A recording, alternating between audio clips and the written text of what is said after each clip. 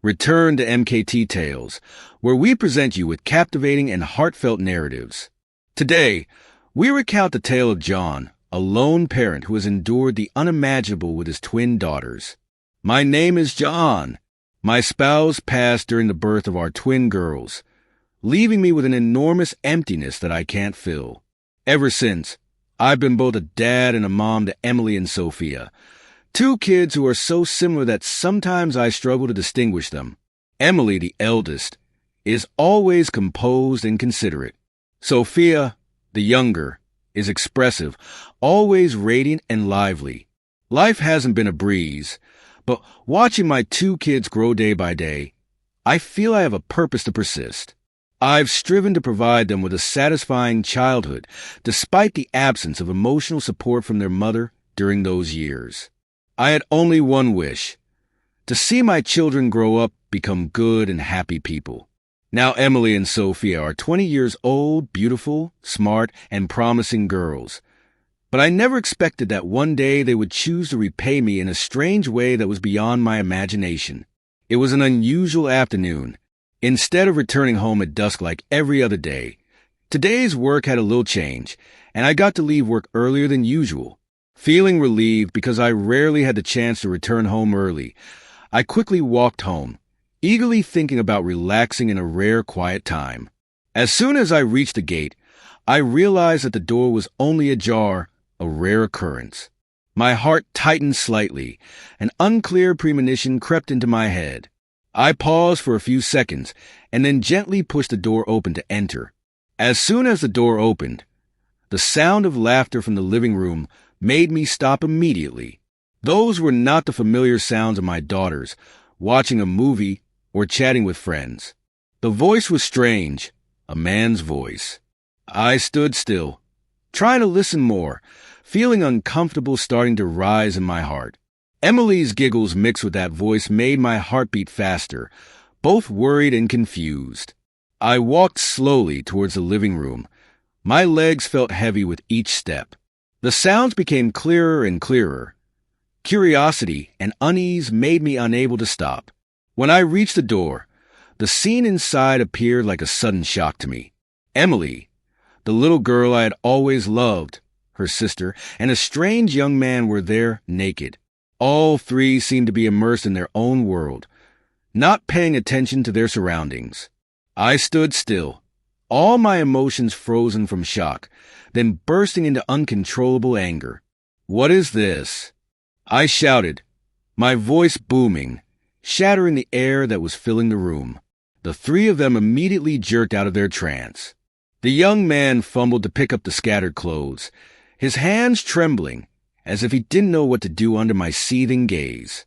Emily stood motionless, her face pale, her eyes wide open, her lips moving as if she wanted to say something but no words came out. The older sister was no different, just standing there, her whole body trembling, trying to cover herself with the pillow on the sofa. Dad's back." Emily spoke first, her voice weak. "What are you guys doing?" I roared, my hands gripping the armrest of the nearby chair, trying to contain my rising anger. Emily rushed forward, her hands outstretched as if begging for forgiveness. "Dad, I implore you, settle down, let me clarify." But I was unwilling to listen. How could I listen when confronted with such a debauched spectacle? Every moral, every value I had attempted to instill over the years seemed to evaporate in that instant. My gaze shifted to the young man. "Leave this house at once," I bellowed, my voice ripping through the stifling air. He meekly approached, hastily dressing while keeping his head down and muttering a few apologies. As he was just a few paces away from me, I couldn't restrain myself any longer, intending to lunge and grab his throat to teach him a lesson, but Emily was quicker, stepping in front of me. "Dad, please let him go. It's my fault. Please don't cause a scene," Emily begged, her voice thick with tears. My eldest daughter also hurried over, clutching my arm as if to halt me. "Dad, we were wrong, but don't do this." I paused, breathing heavily, my eyes still locked on a young man who was sneaking towards the door. He cast one last glance at me, his legs quivering before he dashed out. The door closed with a soft click, leaving an oppressive silence in the room. I turned back to face my two daughters, the fury in my heart unabated. But seeing Emily's red, tear-filled eyes, I abruptly halted. How could I strike or reprimand them at this moment? The two daughters I cherished more than life were now clinging to me tightly, shaking and full of dread, unable to act. I left them both and rushed upstairs. I forcefully shut the door, the sound reverberating through the house that had fallen silent. With my back against the door, I stood there, my entire body drained but my mind racing. My breathing hastened. I felt as if I were caught in a whirlwind, where everything spun out of control and there was no way to stop. They are my two beloved daughters. From the first day I held them in my arms, I vowed to protect them, nurture them well, and ensure they live fulfilling lives. However, what had just transpired before my eyes was like a painful blow. They were no longer the innocent children I once knew, and I, a father, could no longer uphold the control I believed I always had. What had gone awry? Since when had the chasm between us grown so vast that I failed to notice these changes? I walked to the window, drew the curtains open to let the afternoon light illuminate the stifling room. The cool breeze wafted by, but it did not soothe the turmoil within me. I tried to recall the past, the days when they still chattered around me, discussing school and friends. At that time, every word they uttered made me smile, feeling proud that I had fulfilled my role as a father. But now I ponder when that trust waned. Or was I so preoccupied with work that I overlooked the signs I should have noticed? I thought of Emily's bloodshot eyes, her quivering voice as she pleaded for my pardon. It ached. As a father, I never imagined I would have to confront such a situation. The anger still burned within me, but not solely directed at them. I was furious at myself, enraged for not preventing this before it occurred. Questions kept circling. Why did they choose to do it right in the house, right in the heart of the living room, the place that had always been the hub of family memories?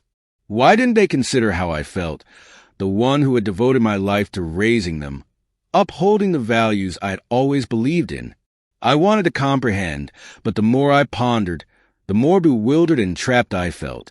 Sitting on the edge of the bed, I buried my head in my hands. Tears welled up in my eyes, but I tried to suppress them. Would weeping alter anything? As a father, I had to be resilient, but I'm only human, and right now I don't feel strong enough to face this.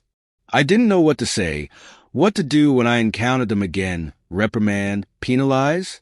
I had every right to do so, but would that improve matters, or would it merely drive them further away? A thought crossed my mind. I needed to converse, but not at this moment. I needed time, not just to cool down, but to grasp what had happened. Rising, I moved to the wardrobe, searching for a fresh shirt. My body was still damp with sweat, but my mind was chilled. I needed to venture out somewhere to calm down, to escape those haunting images, this chamber, this house.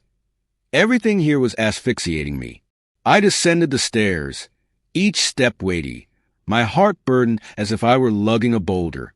The stifled sobs from downstairs, Emily and her sister, the sound of anguish made me halt. All the rage within me suddenly ebbed, supplanted by an inexpressible heaviness. Though I was irate, I knew I was the only one who could aid them in escaping this bewilderment, but not now. I needed time, needed some space to tranquilize, so that I wouldn't have to confront them when my fury was still raw. As I approached the living room, I was taken aback to see that my daughters had changed. They were clad in thin sleepwear that did not conceal their discomfort, but I was in no disposition to notice that. My mind was inundated with tumultuous thoughts, incapable of concentrating on minor details.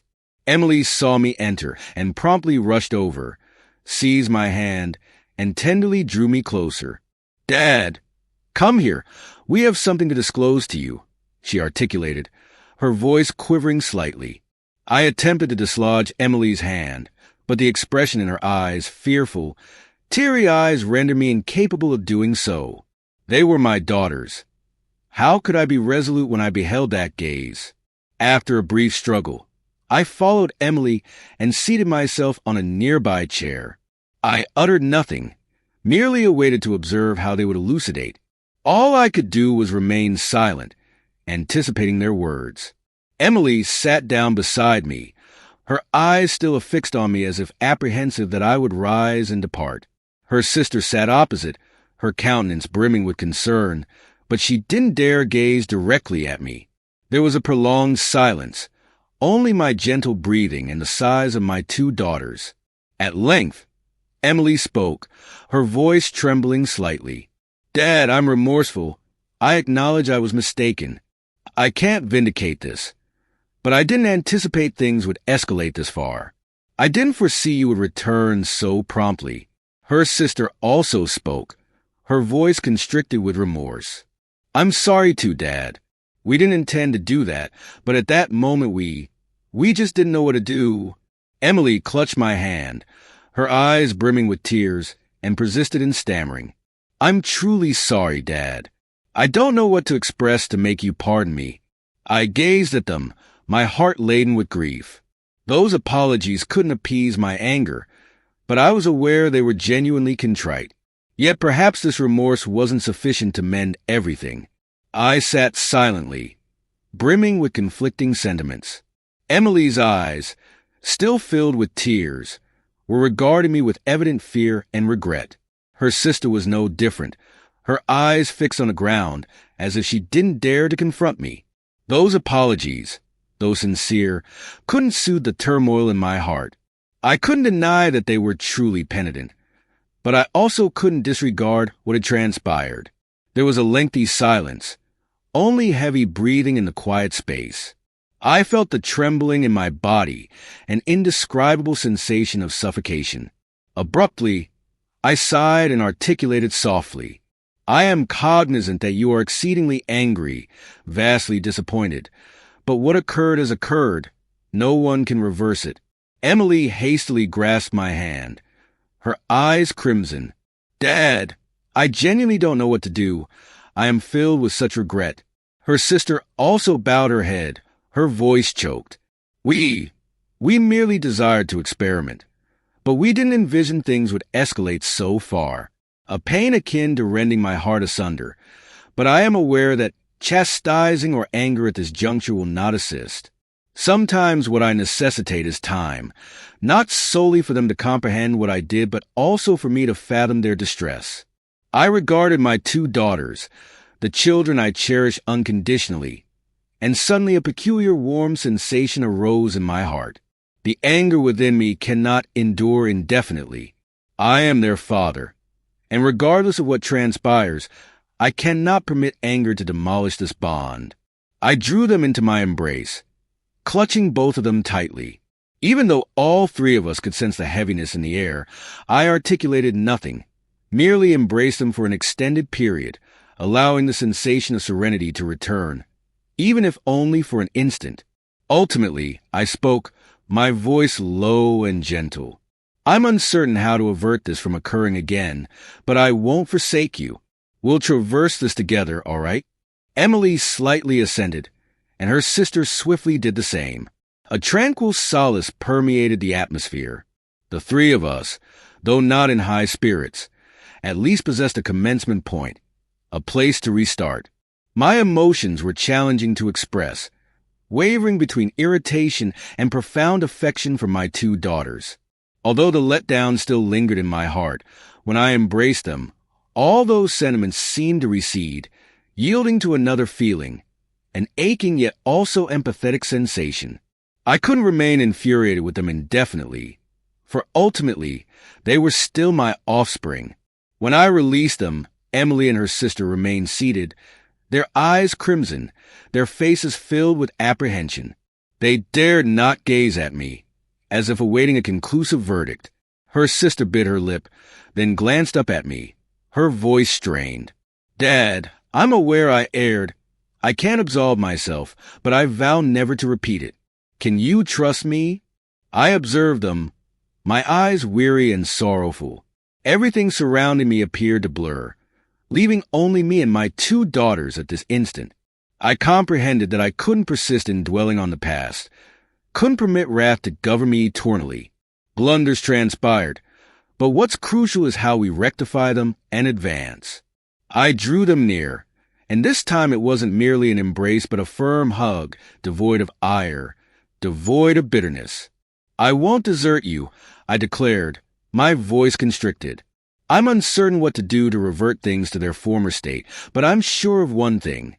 If we collaborate, we can surmount this." Emily and her sister nodded, their eyes gleaming with hope. The 3 of us sat there for an extended period, uttering nothing, simply being together. An unusual sense of tranquility lingered in the air, as if everything, though altered, could still commence anew. Then I stood and approached the window. Outside, the sunset was beginning to dissolve into the serene night. In my heart, everything was still not entirely resolved, but at least today I could transcend my fury, and perhaps that was paramount. I couldn't alter the past, but I could determine how to live with the future. "I love you," I expressed, turning to regard them, and this time I didn't experience the anguish. There was solely love, robust and unwavering, akin to a father's love for his children. Following that moment of silence, the ambience in the room steadily reverted to normalcy, though it was still premature to assert it had mended. I'm unsure when the wrath within me completely dissolved, but at least for now, I no longer felt the acute pain in my heart each time I beheld my 2 daughters. We sat together for a spell, saying nothing, but I sensed an unusual bond between me and my daughters, a connection not through apologies or pledges, but through embraces, through pardon, through the realization that we both required each other. Then I arose and retired to my chamber. The sensation was no longer burdensome, but in my heart, numerous unresolved queries persisted. Nevertheless, we had endured a significant tempest, and I knew we would press onward. My family, despite the trials, would remain a family. The following day, everything appeared to revert to routine. The residence was still cozy. The mirth of the youngsters resonated during breakfast, but in my heart, I acquired something vital and recognized that nothing surpasses comprehension and forbearance in the family. Occasionally, missteps occur not to demolish the bond but to evaluate our love and endurance. Whether guardians or youngsters, we all commit errors, but the pivotal aspect is that we can amend and acquire wisdom from those blunders to improve. Clemency isn't effortless, but it's indispensable for the family to fortify. Don't permit rage to blind you and cause you to squander the chance to support and cherish one another. Be adept at listening and sharing.